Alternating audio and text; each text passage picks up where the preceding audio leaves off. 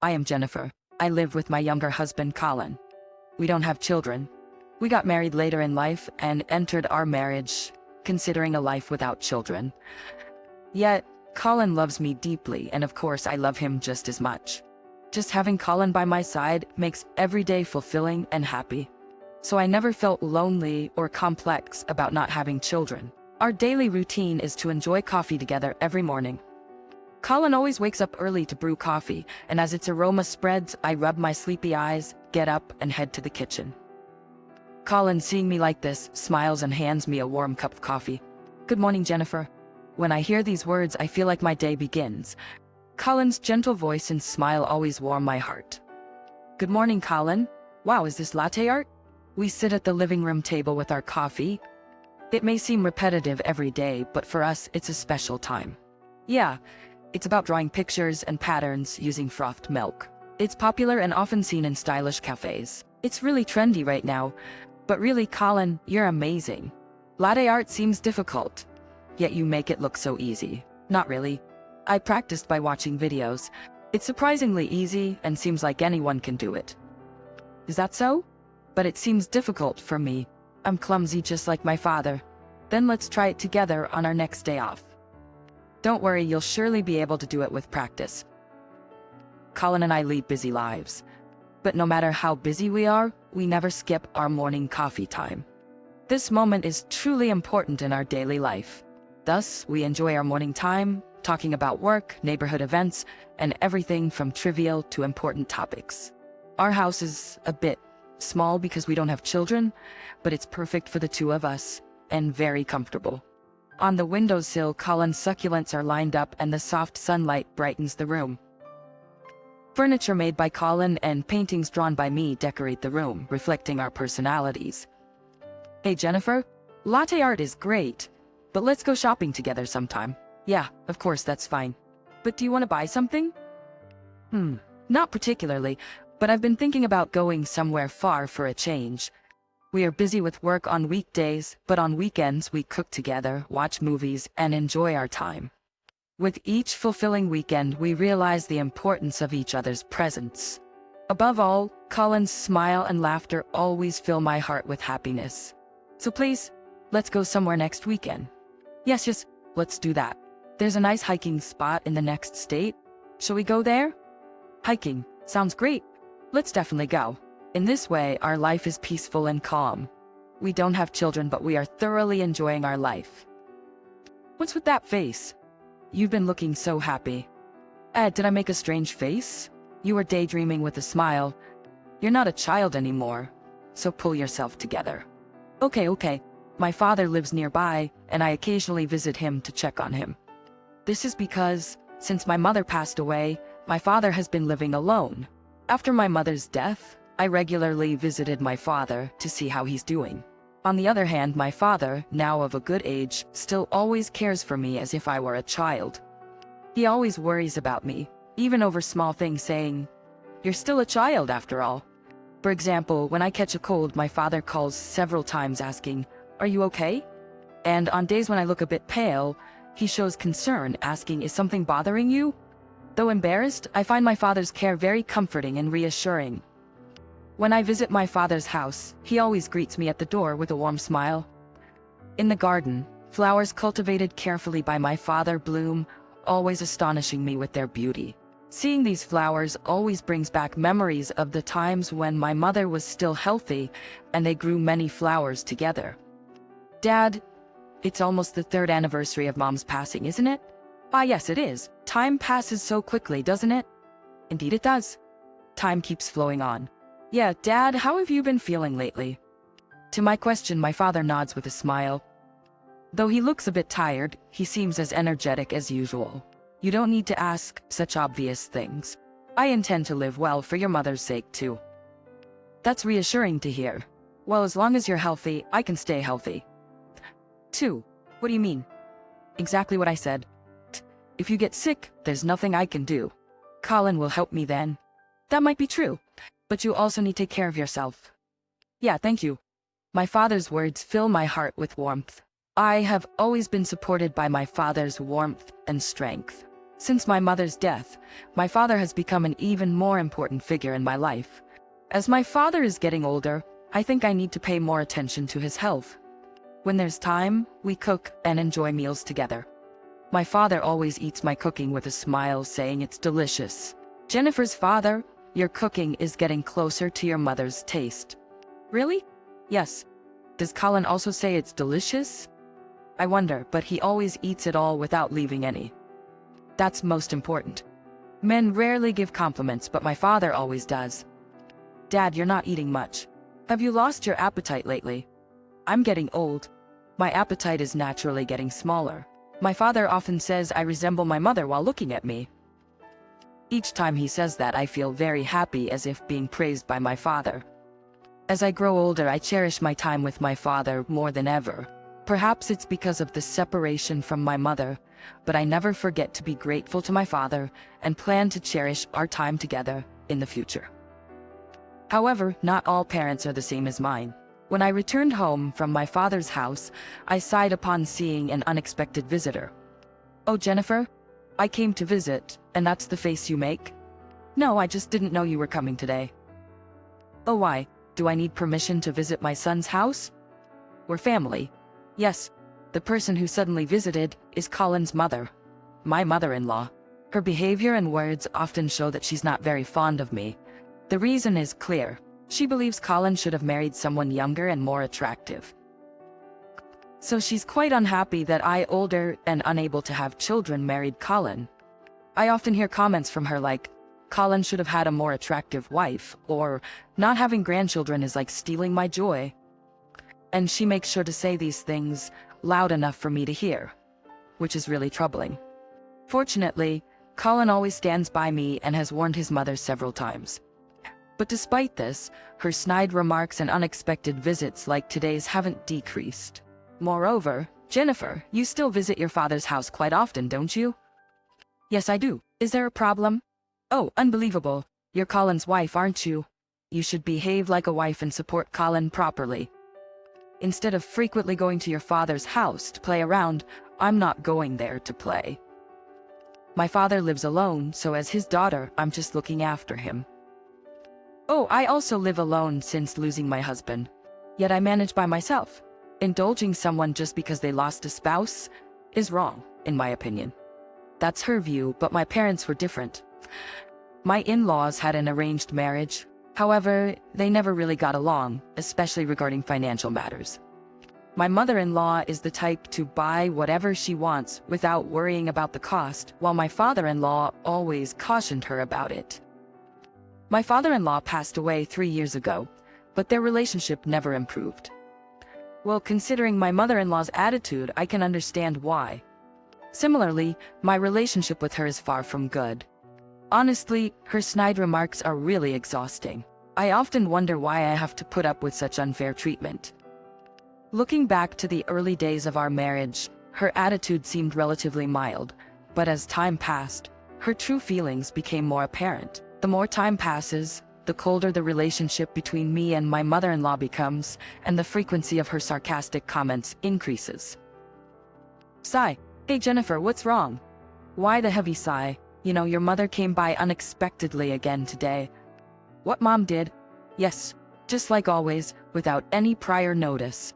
I ended up venting to Colin about my mother-in-law as soon as he returned home. Colin and I try not to let my mother-in-law's snide remarks and sarcastic attitude affect our happy marriage, but it's true that her words are sometimes unbearable. That happened. I'm sorry, Jennifer. I've talked to her many times. No, you don't need to apologize. I'm sorry for complaining when you're trying your best. Don't worry about it. Hey Jennifer, if it's really hard, should we consider moving? Moving? Thanks, but we both really like this house. And it's close to my father's. It's okay, I'm fine, Jennifer. I'm sorry. Whenever I share my troubles, Colin always comforts me. We decided to minimize our interactions with my mother-in-law to prevent the relationship from worsening further. One day, as usual, I decided to visit my father's house. Normally, when I press the doorbell, my father immediately comes out to greet me with a smile. But that day was different. Dad, are you there? Even after pressing the intercom and waiting a bit, there was no response. Wondering what was wrong, I entered the house, which was unusually quiet. In this strange atmosphere, I searched for my father. Entering the living room, I found my father sitting still in front of my mother's memorial portrait. Upon noticing me, my father stood up looking surprised. "Oh, Jennifer, you should have called out to me." "Huh?" I rang the bell and called out. "Really? Sorry, I didn't notice. Are you okay? Did something happen?" My father looked a bit shaken by my question. His eyes seemed to be hiding some worry. "No, it's nothing serious. Just lost in thought." Although something about his words struck me, I didn't press further, thinking he might have been talking to my mother when alone. Then, my father sat down and began chatting about trivial things as usual. I quickly forgot about his earlier solemn expression in front of the portrait. For a while after that day, due to a busy work schedule, I couldn't visit my father. But we kept in touch frequently, so I wasn't particularly worried. During work, my phone rang. It was an unfamiliar number. Feeling a bad premonition, I answered the call. "This is a nurse from XX hospital. Sorry for the sudden call."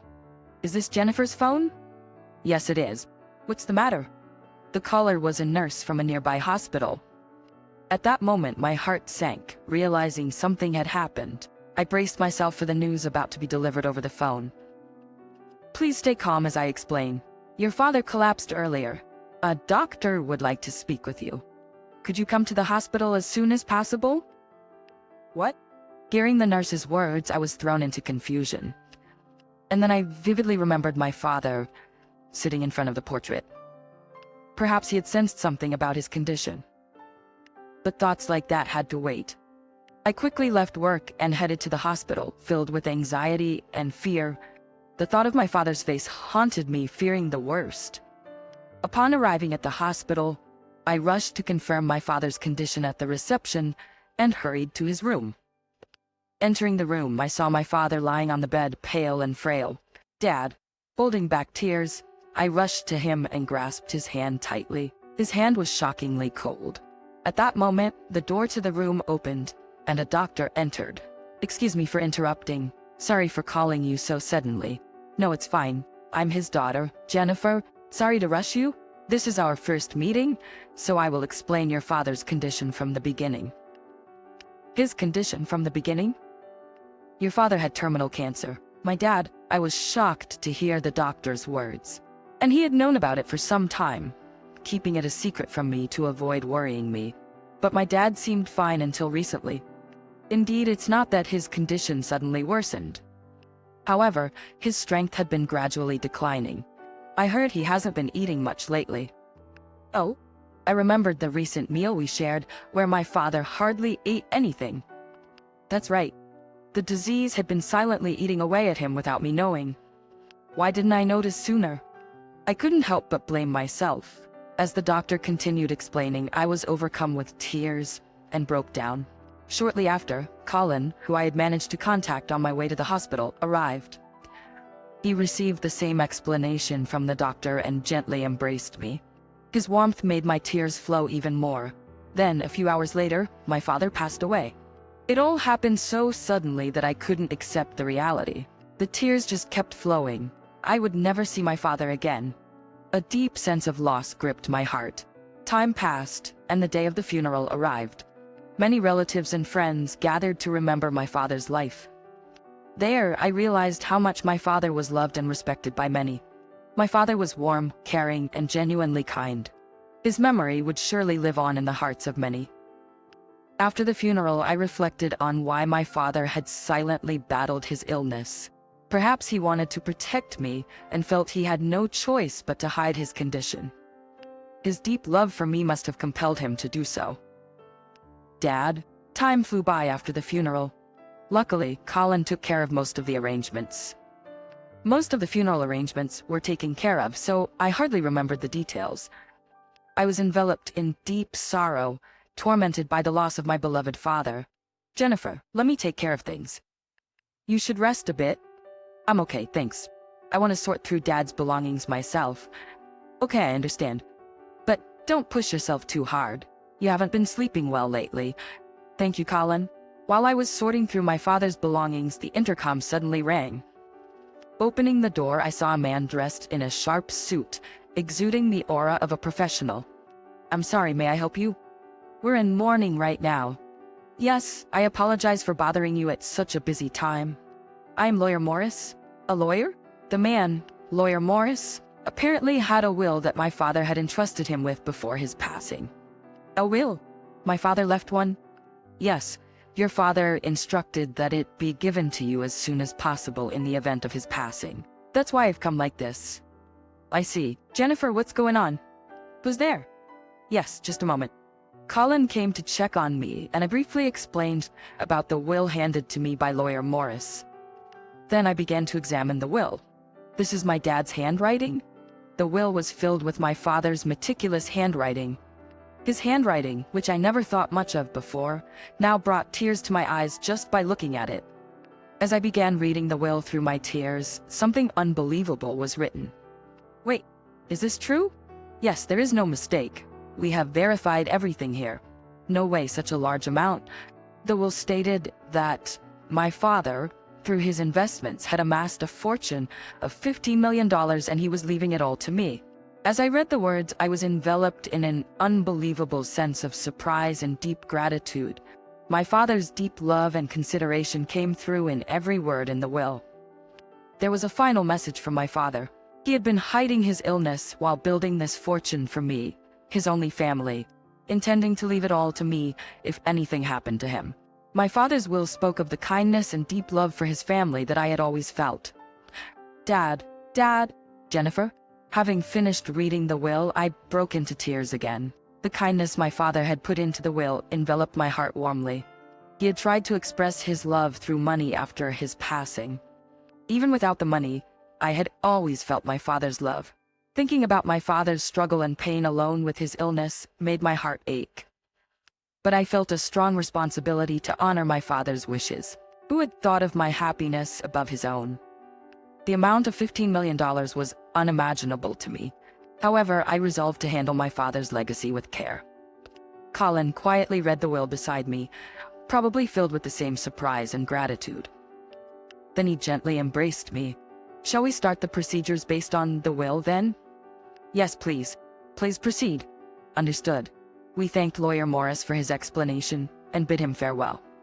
However, we were unaware that my mother-in-law, who had not helped with sorting the house at all, had been eavesdropping on our conversation at the entrance. And a few days later, as the house sorting was nearing completion, my mother-in-law, who had not helped at all with my father's belongings, suddenly visited. "Hello, Jennifer. How are you?" Startled by her sudden voice, I turned around to see my mother-in-law, unnaturally cheerful. "Mother, what's the matter? Is it a problem that I came?" "No, just a bit surprised by your sudden visit." It's always sudden with me.